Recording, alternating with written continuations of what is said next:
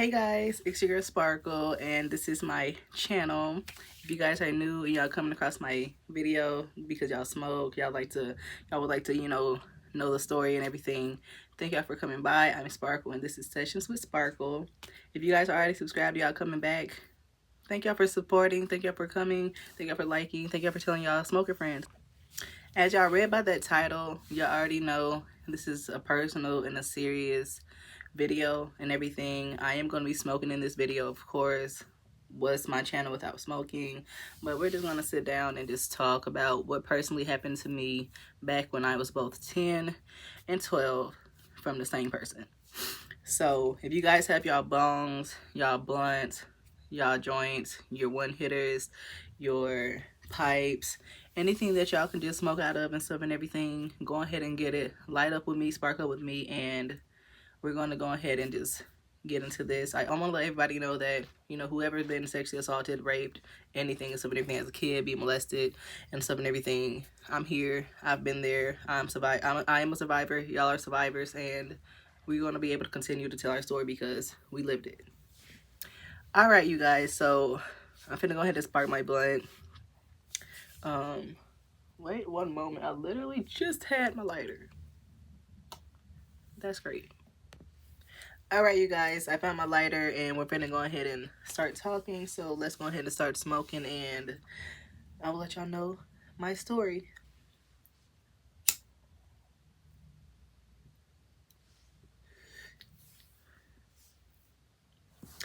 Alright, so pretty much back when, I want to say back in 2010, no, actually I want to say this was before then.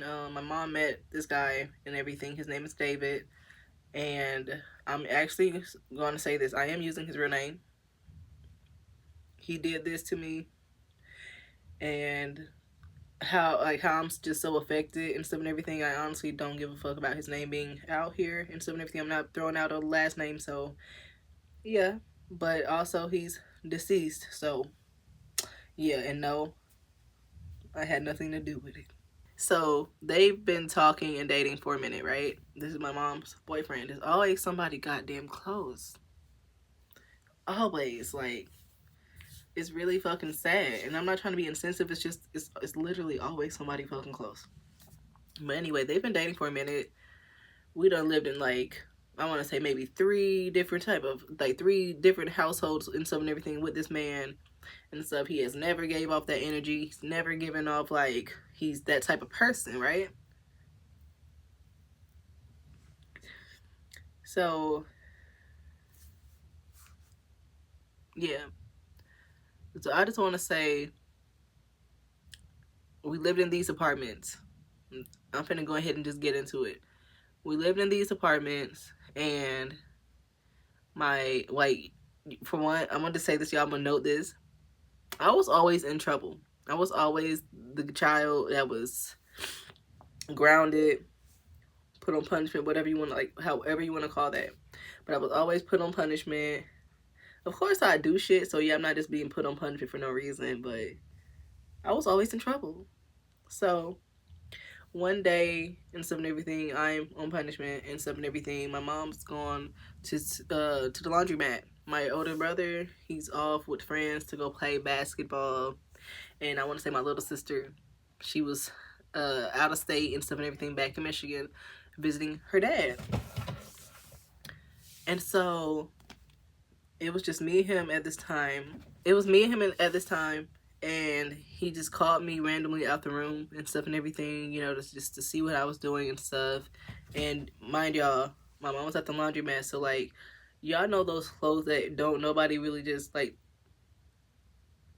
y'all know those clothes that will be like the very last bits of clothes that don't nobody cared about wearing in their drawer. Like, it'd be just sitting there, like, you prefer to use all your other good clothes before you sit down and, like, wear them. That's what I had to sit down and wear. So I had on a t-shirt and a skirt. And the skirt is one of those skirts. It didn't have, like, the short things, like the shorts could attach to it. So it was just pretty much showing my undergarments. And so yeah, he came and stuff and everything, and you know, he pretty much called me out, and he, you know, asked what I was doing and stuff and everything. I was reading a book, and so, you know, I'm gonna say this. I don't remember the details that led up to him even, you know, saying these things, but I do remember these few things that was said to me, but I just don't remember how we got onto the subject. But I remember him, you know, pointing at, like, you know, my breast was getting bigger and stuff and everything. I'm gonna be becoming a grown woman now and stuff and everything, you know. So I'm sitting here like, okay. And then it's to the point to where it's like, I want to show you how to be pleased by a man. So when you get a boyfriend, you baby know this is how it feels. And I want to teach you how to please a man. So once you get a boyfriend, you would know what to do. Mind y'all, I'm 10. I'm not even thinking about boys. Like, yeah, I don't have my fair share of crushes, but like, they're innocent crushes. Ain't nobody thinking about that shit. And so I'm sitting here, you know, just standing here, and I'm like, I don't know what the fuck's gonna be going on, what's gonna happen, like none of that shit, right?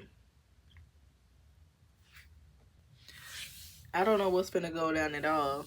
And so I remember him just pretty much, you know, like I said, pointing out those few aspects and shit, right? So he tells me to go in the bathroom and clean under there because I don't want to smell down there when, you know, a guy does that.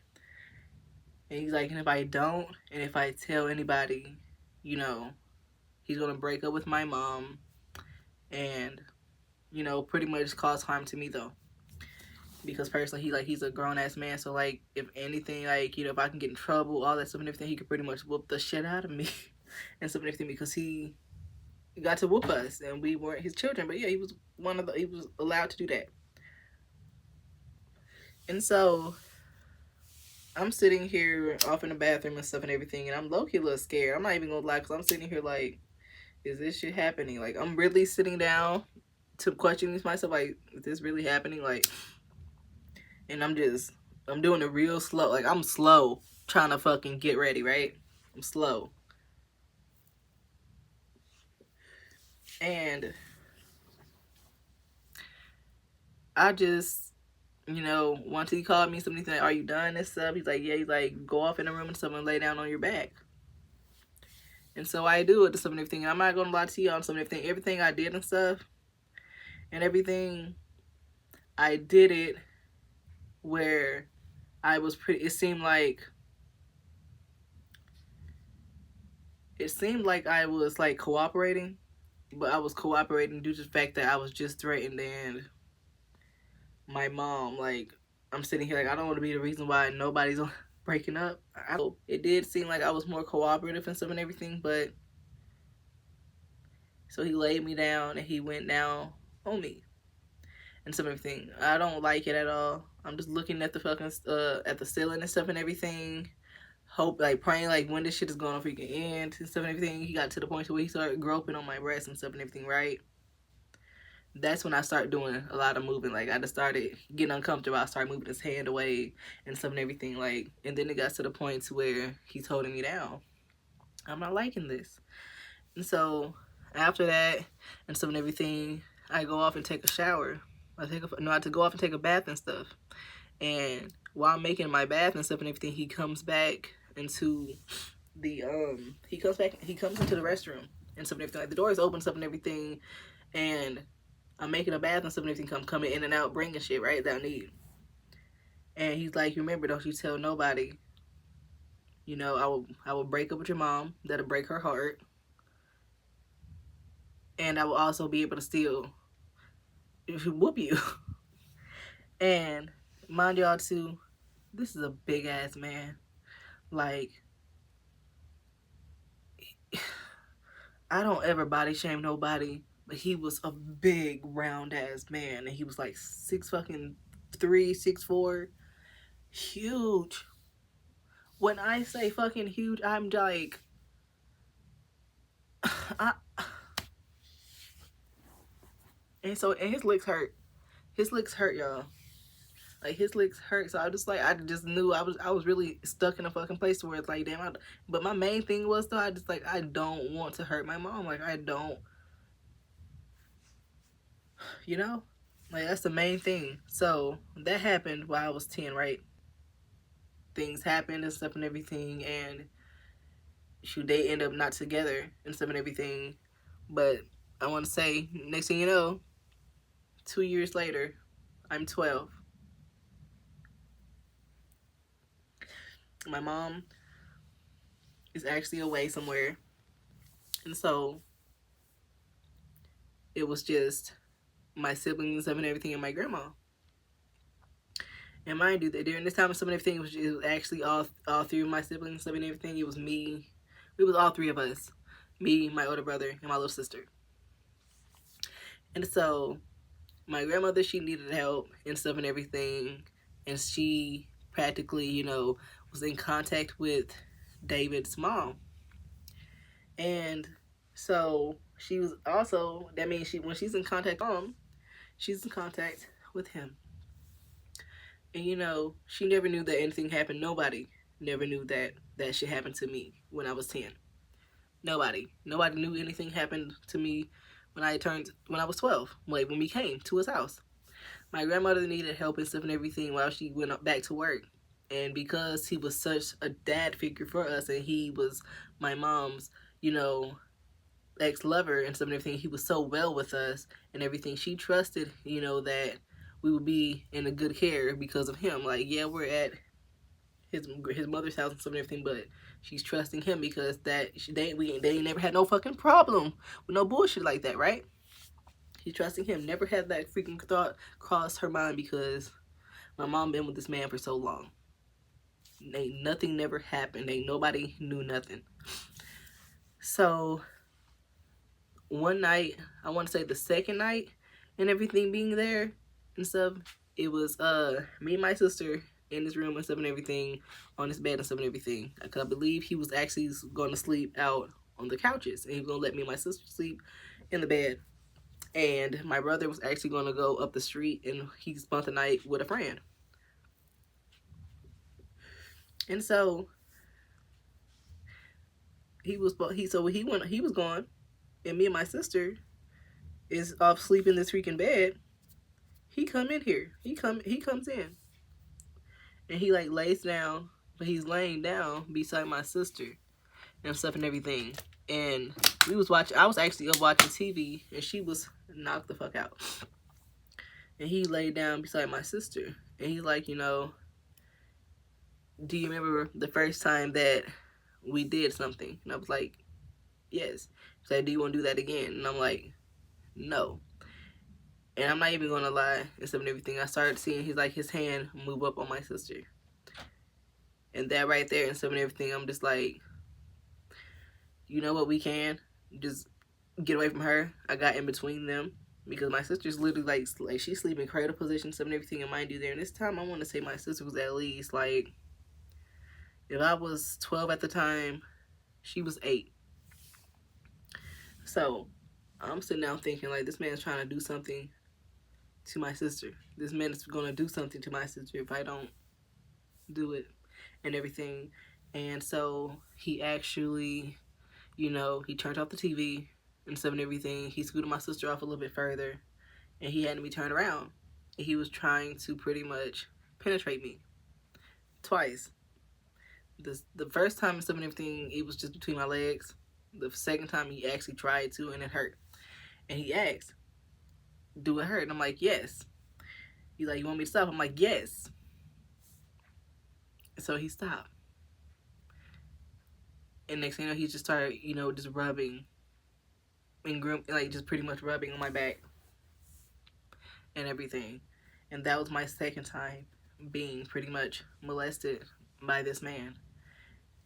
So I never told anybody about those encounters, and the first person I did let be known some everything, because we did have a conversation and everything, was my mom. And it was 6 years later I want to say 15 at the time, 15 or 16 when we had that conversation and stuff and everything, and I let her know everything. And no, I did not get no type of justice, but like I said, he is deceased and stuff and everything. I got that news from my mom 3 years ago and everything, hearing that David did die. I don't know how he died, but he died. And all I can just say is, you know, thank God. Like, he's not doing it to nobody else. Ain't no telling if he could have done anything to anybody else. Ain't no telling if he could have done anything to his daughter. But all I know is and stuff, he did it to somebody else's daughter.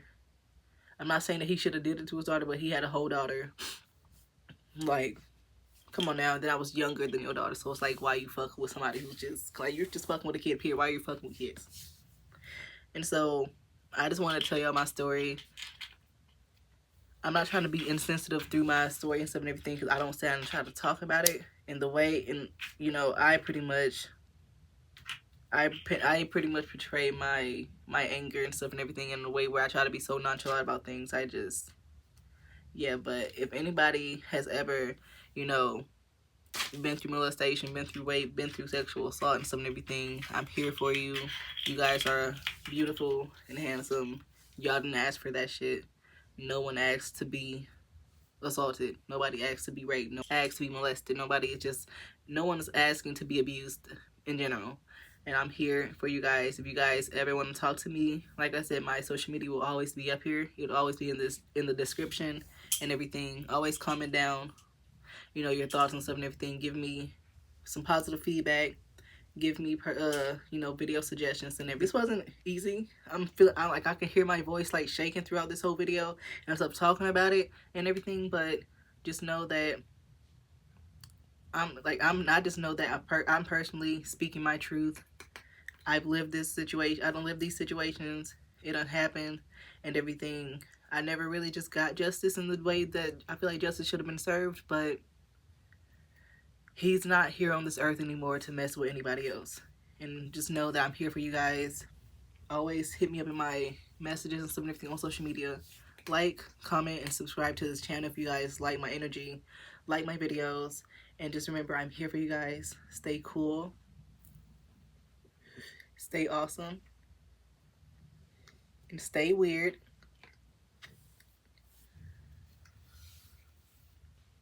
And you'll be awesome, alright? Don't let nobody ruin your energy. And until next time, thank y'all for watching. I'm always here for you guys.